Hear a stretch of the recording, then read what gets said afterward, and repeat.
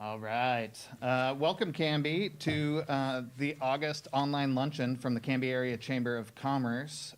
We appreciate you tuning in with us.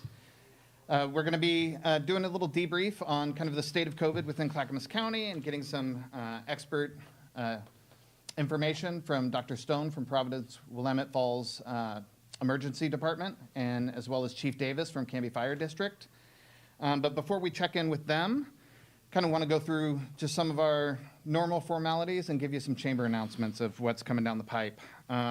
So as per always, definitely want to say thank you to Direct Link, our presidential level member, for their ongoing support in all things chamber. They are a critical partner for us, and we definitely appreciate their participation. Real quick shout out to my 2020 Board of Directors who have been instrumental in helping guide me through and guide the chamber through this period of change of the COVID pandemic. Their insight, their advice, their counsel has been greatly appreciated. So we'll begin with our president, Terry Giesick from Gustafson Insurance and Frontier Golf Course. Our first vice president, Jim Davis from Canby Fire District, who we'll be talking with here in a moment. Our second vice president, Tyler Nizer from Clackamas County Fairgrounds and Event Center. And our Secretary-Treasurer, Diane Harbeck from Better Homes and Gardens Realty Partners. In addition to those officers, we have Tina Schimpf from Hope Village, Joel Cutsforth from Cutsforth Market, George Martinez from U.S. Bank, Mallory Gwynn from Gwynn's Coffee House, Mace Peevler from Wilson Construction, and of course our past president, Carrie Olin with Promotional Strategies. So thank you to the board as always. It's a comfort when you have that many good people kind of standing behind you and helping steer the ship. So a couple of announcements. Our golf tournament is on for September 17th at Willamette Valley Country Club. We have a workaround for both Phase 1 and Phase 2. In Phase 1, we will just have dedicated timed tee-offs from instead of a shotgun start. If we are in Phase 2, then a shotgun start is allowed, but we are definitely have room for a couple more teams and a couple more sponsors. So if you're interested in that, reach out to us at the chamber at chamber@cambyareachamber.org. We'll get you information.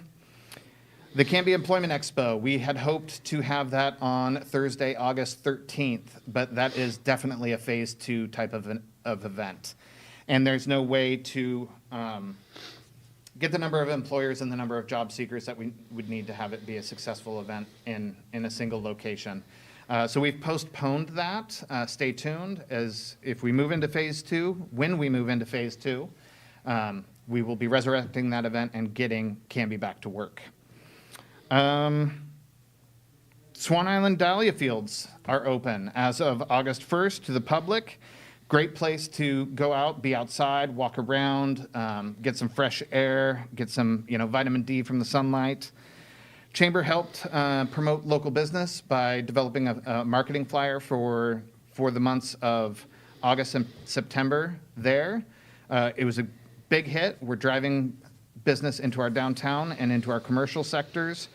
And so we're going to replicate that moving forward with some other events that are happening around the summer. Quite possibly the car show, the drive-in movie theater that's happening at Clackamas County Fairgrounds. So there'll be multiple advertising opportunities for local businesses to capture some folks who are maybe visiting.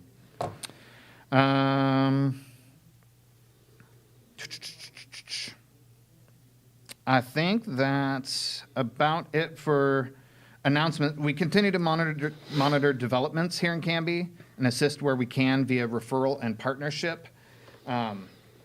We've been helping land some businesses in brick and mortar. There's some new offices that are opening up. We've been recruiting partnership for the drive-in movie theater.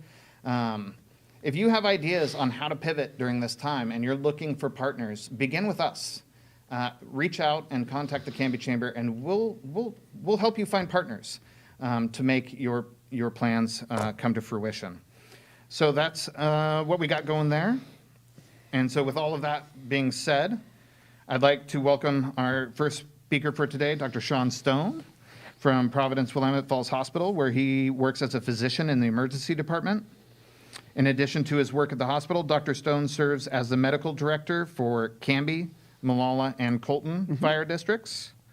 So thank you, Dr. Stone, for taking the time to debrief us here. Thank you. Thank you for having me. Yeah, it's, we felt it was important with the amount of information out there that we bring somebody in who's kind of at the front line, in the trenches, local to us, not even to look at maybe on the statewide level, but kind of in the county and the general area, to give business owners and their employees and residents kind of a perspective of kind of what it looks like locally.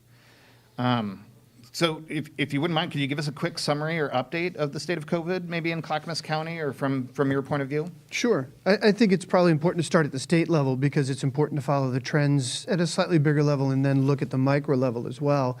The encouraging news is that the numbers are declining both in Clackamas County and in the state, but that's not to suggest that we're out of the woods yet. We've seen numbers go down and then go back up in the past with this epidemic.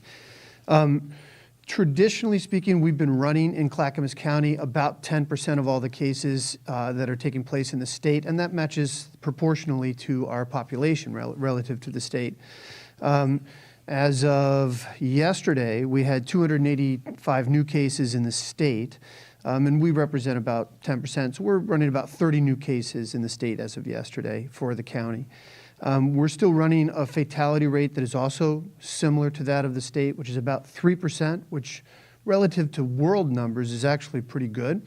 Excellent. You look at some of the international fatality statistics, and they were in the 5 to 6% range in most countries like China and Italy. So we're lucky in that regard. We're doing better, but it's still a concerning number. Nobody wants to be that member of the 3%. To date, we've had just over 18,000 cases altogether in the state of Oregon throughout the course of the entire epidemic, and we've had 322 deaths as of 2 days ago. We've had 400,000 people tested in the state, and I think we've run about 38,000 of those tests in Clackamas County, so we're just a little bit under 10% in terms of testing.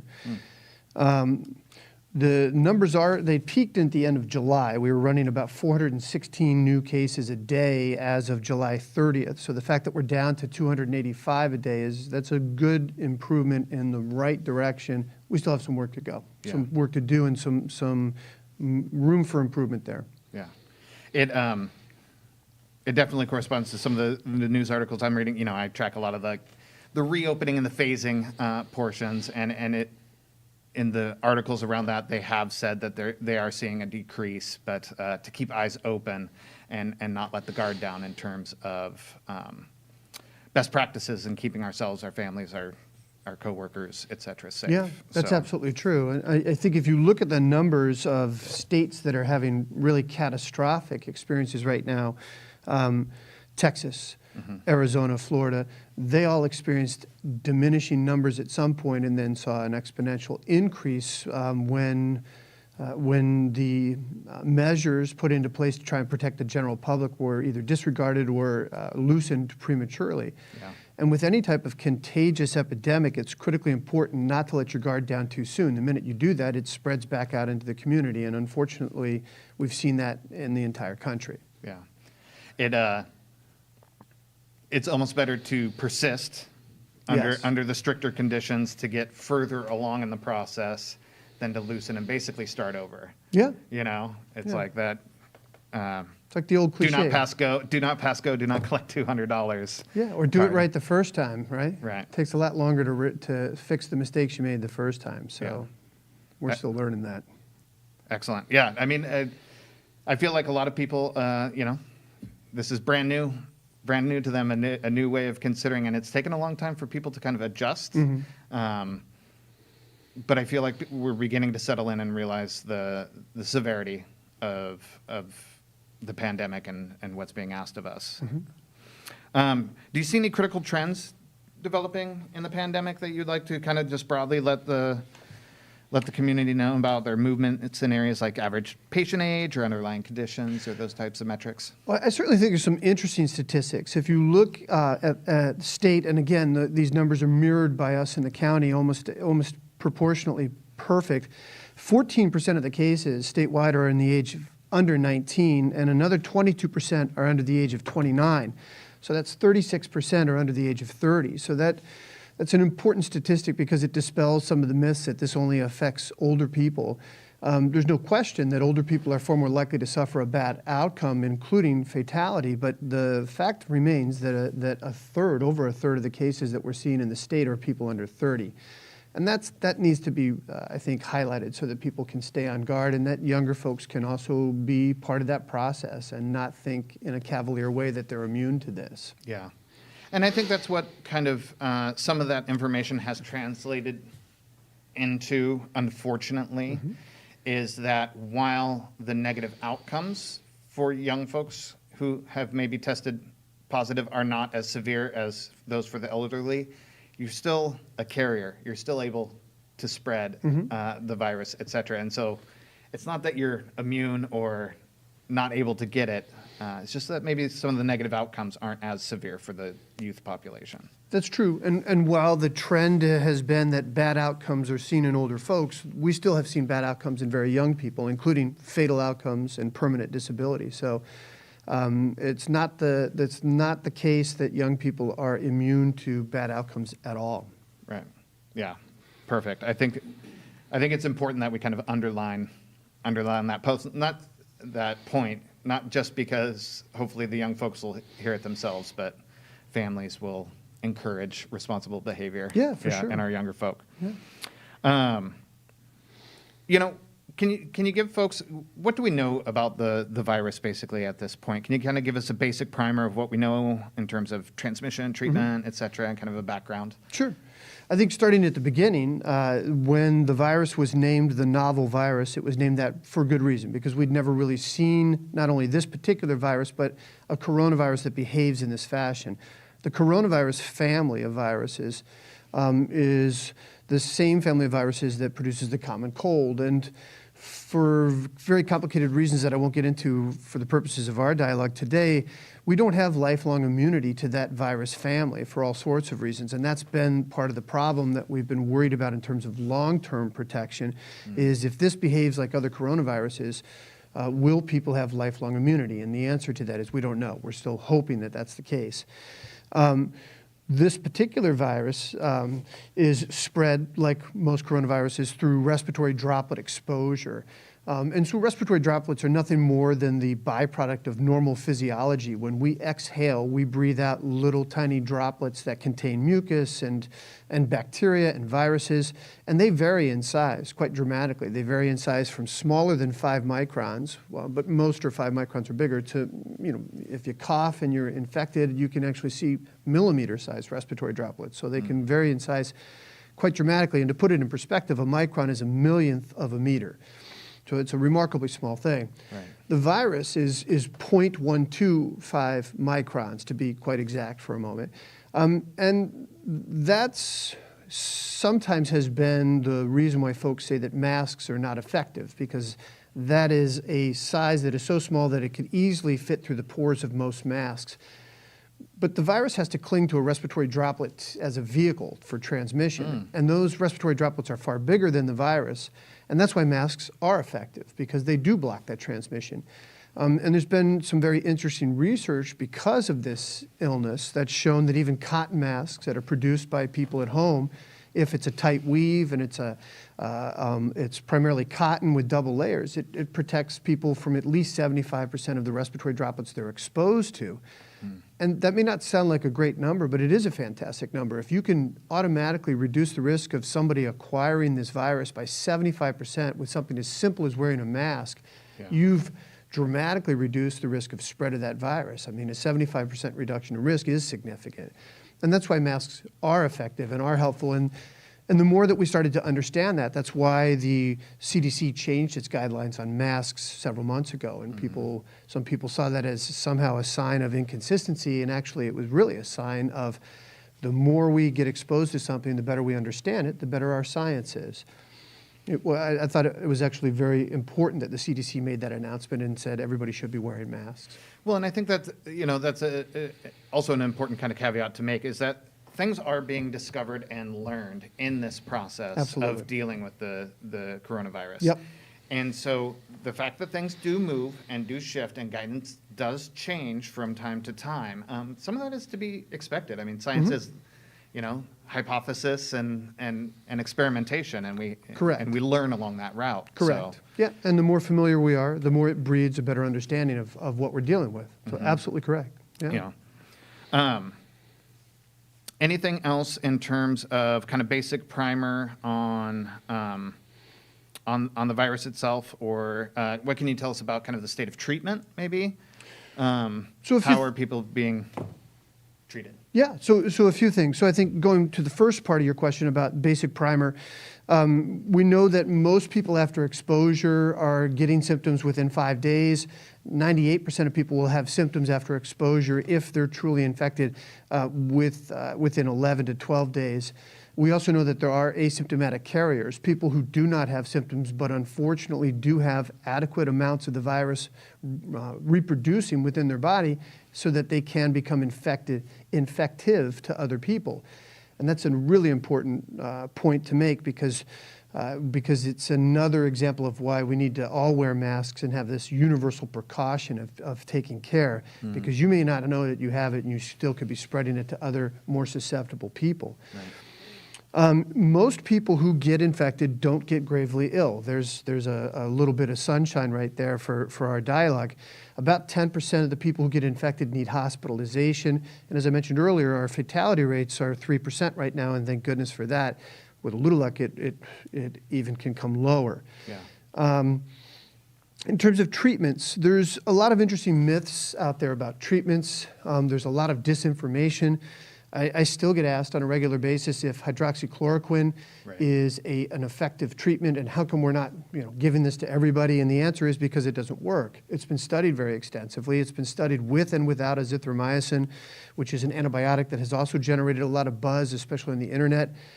And the unfortunate truth is that those studies that were well done showed no benefit whatsoever, and in fact showed that you would, in some cases, experience side effects that could be harmful. And when a medicine cannot produce benefit, the only thing it can potentially produce is side effects and harm. So it's definitely something to be aware of, that hydroxychloroquine is not an option, neither is azithromycin, and sometimes people couple that with the supplement zinc and will ask me about that. And unfortunately, those three have not been shown to be beneficial. Not too long ago, we had some very encouraging news come out of England, and that was that the steroid called dexamethasone, which is also called Decadron, which is a very readily available, very inexpensive medication, was the first medication to definitively show improved outcomes in people who were gravely ill. Prior to that, we did not have any data of reliability that showed that there was a successful intervention that could actually reduce your risk of dying if you were gravely ill. And dexamethasone is the first ray of sunshine in that effort.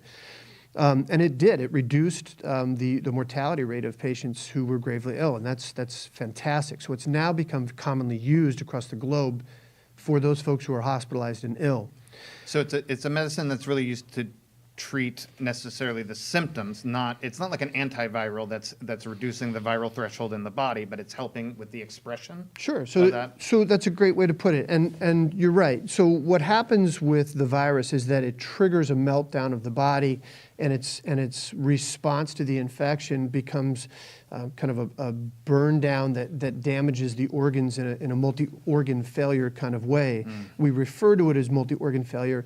And it's very similar to sepsis, where you get this massive inflammatory response in the body and it results in damage to the body.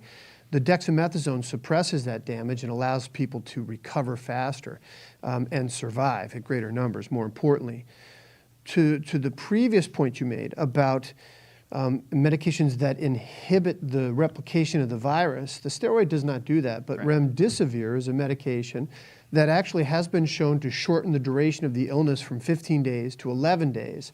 Now, it hasn't yet been shown to improve outcomes in terms of longevity and fatality rates, but it has definitely shown to reduce the duration of symptoms. So those two medications are now being used together to achieve two goals: improve the outcomes and decrease mortality, and decrease the total duration of the symptoms. And it's working. We've also had, as the kind of third arm of what is currently being used across the country in many medical centers, donated plasma from survivors who produce robust antibodies Those antibodies are essentially proteins that the body makes to attack an infection and then mark that infection so that other elements of the immune system can jump in and help destroy a virus or bacteria for that matter. And some people make really good antibody responses to this infection, and we've been using them as donors. Now, the data on that particular treatment is still equivocal. There's been some studies that showed benefit. There's been some studies that didn't show benefit, so we're not 100% certain. Sure. But the risk of that intervention right now appears to be lower than the potential benefit, which is always the way that you analyze an intervention in medicine. You weigh the risk versus the benefit. Right. So currently, many places are using dexamethasone, remdesivir, and what's called plasmapheresis, or donated plasma, convalescent plasma, as it's also called. And then there's an enormous effort right now to try and create a new version of an antibody treatment based upon the donated antibodies. We are seeing improved mortality rates when that trio is used as well together. That's unfortunately the studies for that have not yet been published, but I'm expecting that we'll probably see published studies with some numbers as to whether or not that trio of medications and interventions is successful. I think we'll see data on that really soon, but the word on the street, if you will, the empiric evidence is that it is successful, and we're decreasing mortality rates even further. Perfect. And so there's some actual kind of guidance and relatively proven practices that emergency rooms and physicians in your position are able to kind of latch onto? So in all fairness to my colleagues from intensive care and other specialties and primary care and the hospitalists who are doing a lot of heavy lifting with regard to treatment of these patients, the majority of these treatments that I'm discussing are not taking place in ERs. They're actually taking place in the hospital on the floor in intensive care units where the patients are staying for several days and being treated. And several days is an understatement. I mean, most patients who are ill enough to be hospitalized with COVID are in the hospital for weeks, many weeks. It's not uncommon for patients to be in the hospital for a month or longer. So the folks who are administering these interventions are typically internal medicine specialists, hospitalists, and intensive care specialists. Okay. But they are seeing success with these interventions. Good. Good.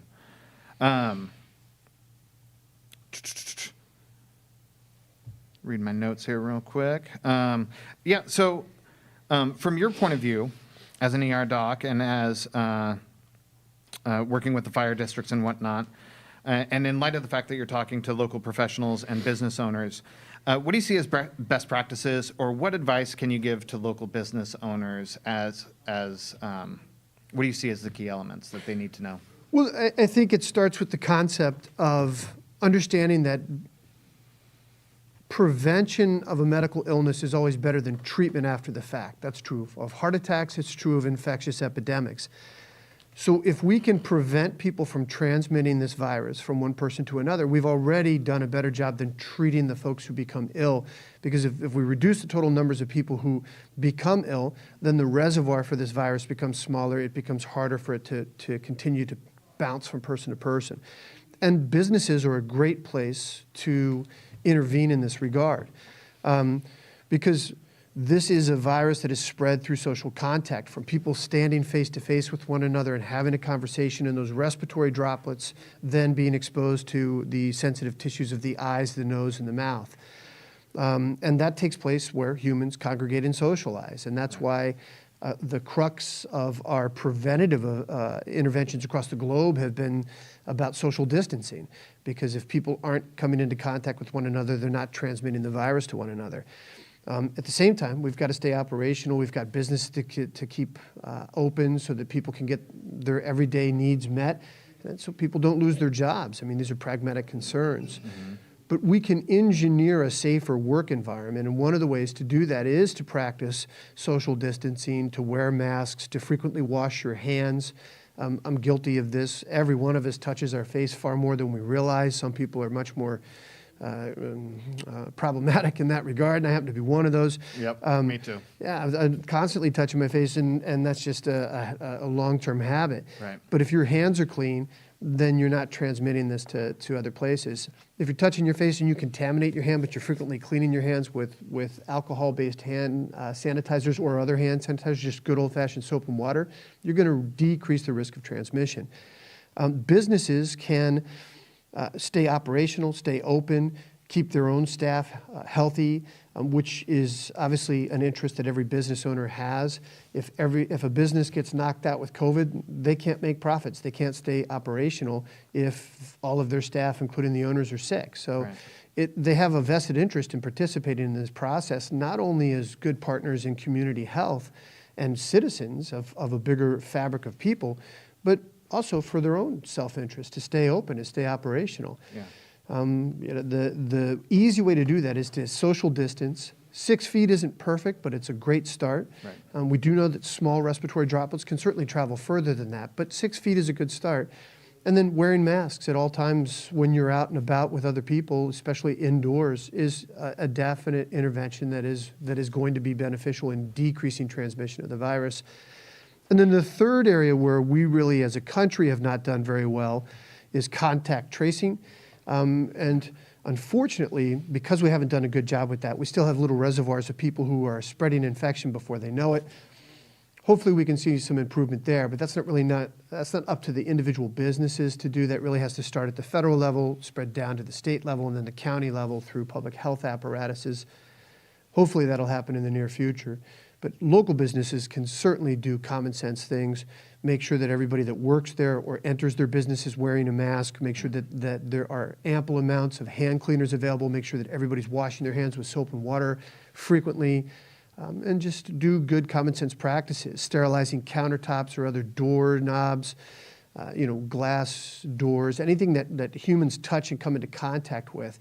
Keeping those surfaces clean will decrease the transmission of this virus. Yeah. And, something you said actually kind of sponsored a point with me that I don't know I've done a great job to our business community of expressing it, is that you talked about making sure that all the customers that come into the building are wearing a mask. Mm-hmm. And a couple of business owners had expressed concern about people saying that I can't wear it due to a disability or whatnot. And just to get on a soapbox for a minute, I've talked to BOLI and to OSHA and to other regulatory agencies. And in that case, you need to offer a reasonable accommodation. And a reasonable accommodation does not mean you get to enter the building maskless and potentially infect other people. You can get curbside service. You can get to-go food. You can. That is a reasonable accommodation. And OSHA and BOLI and those really wanted to kind of get that message out that it's okay to turn people away, even if they say they have a disability. You have to offer that reasonable accommodation. I'll bring the food out to you curbside, but you don't have to allow folks into the building if they're claiming a medical accommodation due to disability on the mask. Sure. So I just want to touch on that point. Something you had said had sparked that that idea in me. Yeah, So. and I think that highlights the need for everybody to be flexible and accommodating and to be selfless in this effort. People need to think about others, need to think about the vulnerable members of our society who are more at risk for having bad outcomes from these infections, from this infection, and realize that if they get infected, they may survive, but they may be the person who the virus then sprang from and infected another person and killed. Yeah. So this is about being part of a community, and this is about being selfless. We can all come up with ways to find a happy medium when folks are expressing concerns about their own ability to wear a mask. In truth, it's going to be pretty rare that somebody actually has some condition where wearing a mask is going to make it more onerous for them or difficult for them to get around. That's pretty rare. Right. And most of the time, the people that are expressing that are going to be simply trying to come up with a confabulated excuse to not wear one. Exactly. But I think if everybody maintains dignity and composure and some compassion for other human beings throughout this process and realizes that they need to think not only of themselves and their loved ones, but people that they never met in their lives who could pass away because the virus sprang from them into that other person, that should be the guiding light for all of us. And flexibility comes into play there. And that is true in the trend of contact tracing that we're seeing more. Before we were seeing kind of group home, medical establishment kind of outbreaks. But is it true that we're seeing more kind of community spread, that even through contact tracing, we're not able to kind of trace back to an individual instance or event or location? So that people should be mindful? Well, I think you're right about the mindful part. Everybody has to understand that a disease like this that spreads through respiratory droplets and in a clustering manner can always take place in any type of social setting where there's a lot of people. It just takes one person to then become a super spreader, as the term is, and spread that to an enormous number of people in a very short amount of time. I haven't seen any data to suggest that we're seeing a greater number of those cases. We still, unfortunately, do see that people living in congregate settings like nursing homes and assisted living facilities are at a far higher risk of contracting this infection, and healthcare workers being the second biggest group of people who are at risk for contracting this infection. Right. But I do think your last statement is 100% accurate. I think it's the common deserved praise that goes to the people of Oregon and Clackamas County. We are still doing better than other regions of the country, and I think in large part to buy into these concepts we're discussing. And there's people who are doing a great job of social distancing, wearing masks, and being responsible individuals. And that's something that I think probably doesn't get mentioned enough and should get some accolades and applause. Another bit of good news, if you will, is that there's over 120 trials going on right now for vaccines across the globe. That's an unprecedented number. We've never seen in the history of modern medicine such a concerted effort across the entire globe to manufacture a vaccine. And I think because of that, I'm optimistic that we will see a vaccine. The fact that Dr. Fauci was recently talking with some optimism about having a vaccine within the next 12 to 18 months is surprising. He's usually a very conservative person. He does not make predictions very often. He tries to avoid that type of dialogue. Yeah. And I found that to be very reassuring just a few days ago when he was offering some cautious optimism on that front.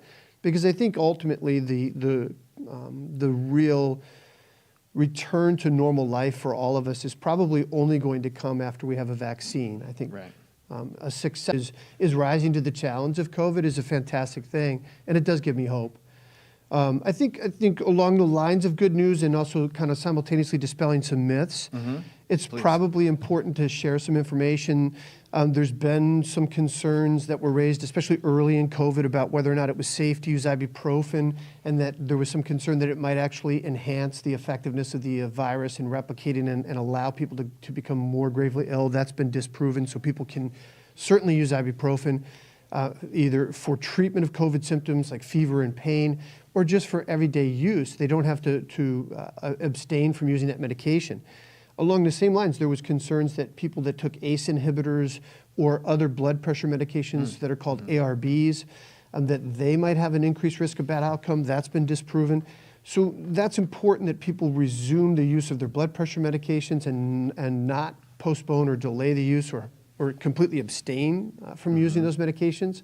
There is no data so far, and in fact, good studies to show that those medications are all safe. And that's good too. The more that we can get closer to normal life, the happier everybody's going to be. Right. Yeah, I appreciate all of the information, dispelling some of those myths, and actually being an advocate for mindfulness and being community minded in the recommendations for mask wearing, maintaining social distance, and just kind of like helping us reiterate solid information from the health industry. So thank you very much. Thank you. I definitely appreciate your time. Yeah, thank you for having me. I really appreciate it. So that was Dr. Sean Stone talking to us a little bit about his perspective on kind of the state of affairs with coronavirus and whatnot. And so we wanted to bring on Chief Davis from Canby Fire District and talk to us a little bit more about the situation from his point of view, things that are going on with the district, just giving people, again, really good information about kind of the state of affairs here in Canby and here in the area. Chief Davis is also the Vice President of the Canby Area Chamber, so I want to give him props again for his guidance and his help in helping me personally. So thank you, Chief. Well, thanks, Kyle. For taking a minute. So, I mean, if we could just kind of throw it out there broadly, how has our current situation changed the fire district's response and operations?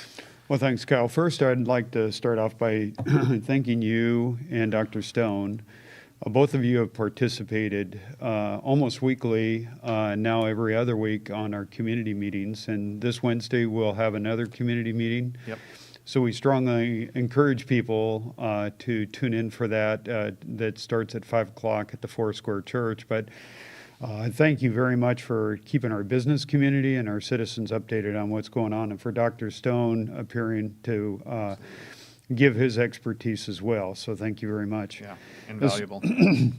As far as the fire district goes, yes, it has changed our operation, just like every other business, in regards to how we do business. And our number one, like Dr. 30 seconds on responses out to the scene, which is very, very good. Yeah, which I didn't even think about that as kind of as a metric. Like, you guys do have to put on all this other protective equipment, but 20, 30 seconds, that's absolutely pretty spectacular. Yeah, absolutely. And our people are well protected. The other thing, too, the myth that people are afraid to travel in our medic units, they should not be. The paramedics do an excellent job in actually professionally deconning each apparatus and every piece of equipment that we touch. And then once every shift, they decon, they actually go through and clean the apparatus. And so between calls and every shift, they're cleaning apparatus. And once a month, we actually give it a special treatment where everything is professionally deconned as well. So please, we got to dispel the myth that our apparatus, that they might catch COVID by riding in the back of our ambulances. Right. We do our very best to ensure that that does not happen. We're doing that to ensure that that does not happen. We're doing that. We're anticipating making changes to how we do public education and hands-only CPR. As everybody knows, we teach hands-only CPR to 7th and 8th graders. Yeah. So, almost every 7th, 8th grade student in the Canby School District, in the right, Canby comes School through your District, training? that's correct. Yeah. And it's actually mandated by the state. So we help the school district out by helping with the hands-only CPR to the 7th and 8th graders. So we will make arrangements for that as well. We hope that we can get the students back in November. Right, right. But we have to lower this trend in order to get there. Yeah. And then, of course, our meetings every week with the Canby Police Department and the City of Canby in regards to emergency response. We still are under a declaration, which helps us get reimbursement for some of the equipment that we're using out at the scene. Yeah. Which is an important piece, that the budget, your responsiveness level is peaked and higher than normal, and it's not depleting the budget. That's because correct. There's an unforeseen Expense. expense. Yes, Yeah. like this last one was over $100,000 in equipment and tools that we had to use, and worked with the state, and we have received our first reimbursement for that amount as well to go along with that. So. Yeah. And that includes kind of heightened PPE gear, medical response gear, those types of Absolutely, supplies within. and the gowns and the Tyvek suits and the cleaning compounds, yep. Yep, everything runs a cost. What about for this community, for the chamber community? What about like business inspections and whatnot? Are those still Absolutely. up and going? Yep, we do business inspections.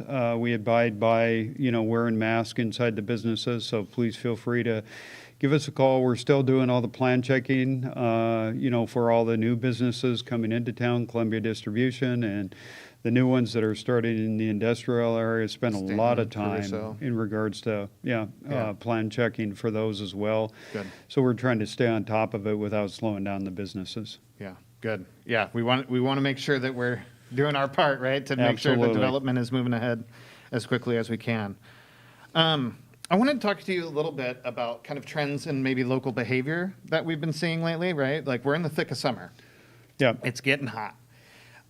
Basically, every park that I drive by that has access to water Oh, yeah. is looking a little crowded these days. So do you mind talking a little bit about what you're seeing in terms of these trends? You bet. As Dr. Stone was talking about the importance of social distancing, staying together as a family unit or people that live in the same commune, in the same house, try to stay within your family unit when going out to these places.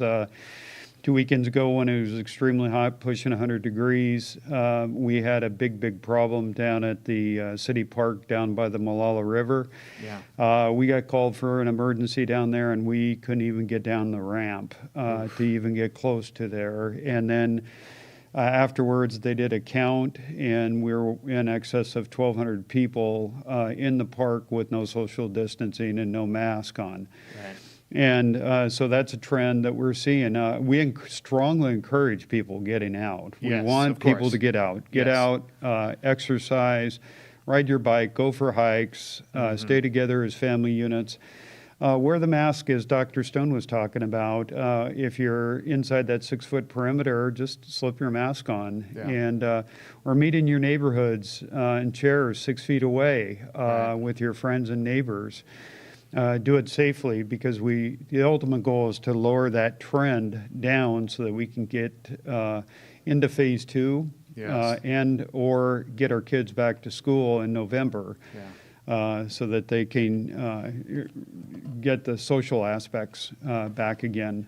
But we can't do that without the people's help Right. in moving forward with those. And I don't fault them trying to escape the heat and trying to engage in, cooling behaviors, getting out of the house, whatnot. But, maybe think of sprinkler in the front yard as opposed to Right. the Right. community part. Well, Places and where the- you can still find that distance, find that space, and still find some maybe relief and shade and breeze and water. Well, absolutely. If you see huge crowds, try the Knightsbridge Park. If it's crowded there, go to Goods Bridge. Right. We're not saying stay away from it, but do it safely. Right.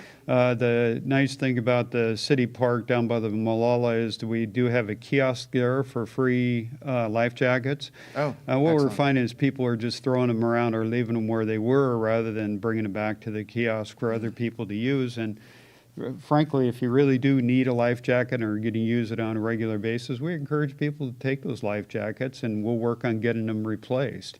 Oh, But excellent. just try to keep that social distancing.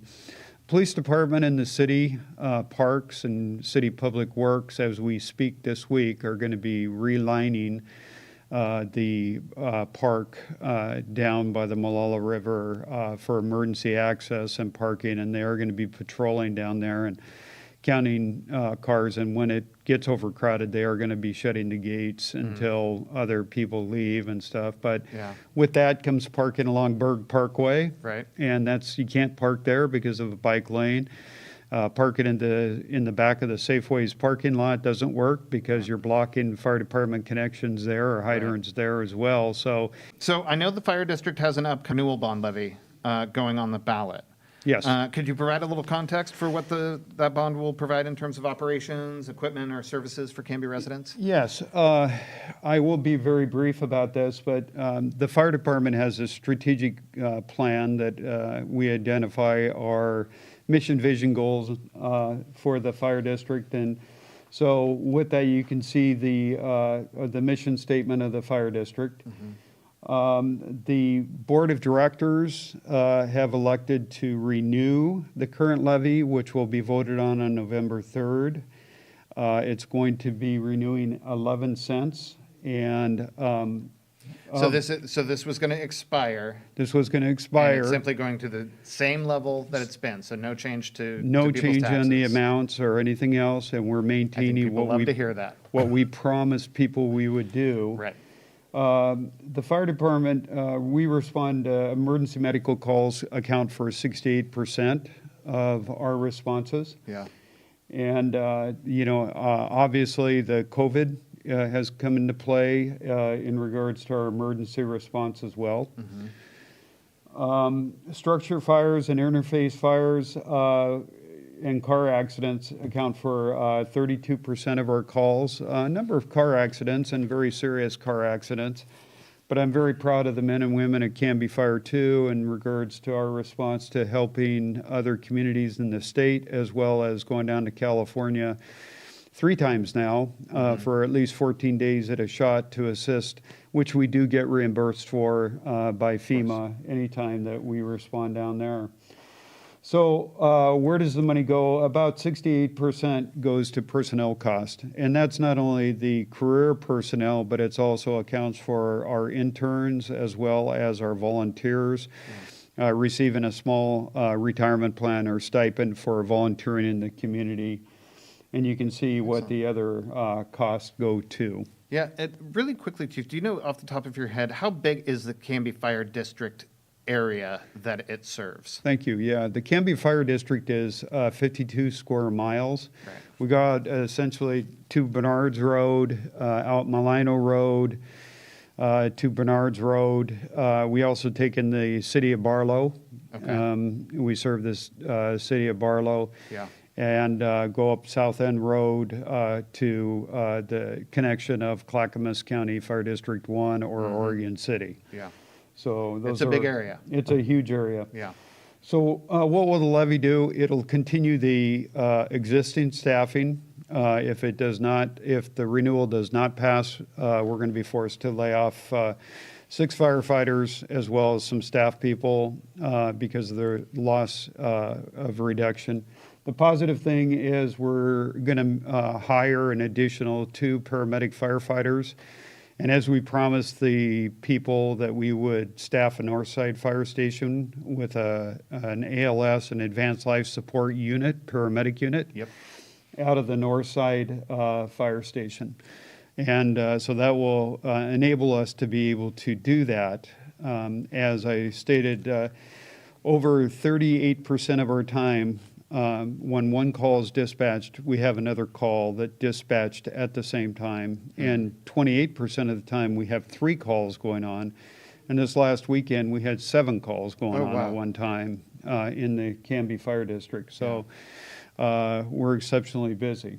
And I think, and maybe another real quick thing to touch on is like any reduction in personnel and staffing level, affects the overall operations. And Canby Fire has done such a great job of providing such great service that our insurance rates Absolutely. are really, really low Yeah, for businesses within our community. And so we want to make sure that we're Exactly, ensuring that and we've service. received numerous calls from the businesses in Canby as well as in the rural areas of substantial insurance savings because of our insurance rating, 10 being the highest, 1 being the best. We are a Class 2 rated district in the hydrated areas where there's fire hydrants, and then we're a Class 3 in the rural areas, including Barlow. So the lower your rate, the lower your insurance rate, and we're very proud of that. And we keep our eye on that on just about everything we do. For instance, we just purchased a 100-foot ladder truck to help maintain our rating down at a Class 2 for the city. Which is important for that industrial park, some of those big, tall buildings. Absolutely. And making sure we have roof access and the Absolutely. ability to get up there. Yep, absolutely. Yeah. Thank you. So again, what happens if it does not pass? We'll have a second chance to vote on it in the spring, which I'm sure the board would probably move in front to the voters. But we've been very blessed with some very supporting community, and we're hoping that we can just move forward with the renewal of this levy. Right. Yeah, no, I think having that security of knowing where you're at and that you're passed and you're through would be a nice gift to have. Absolutely. Get to planning.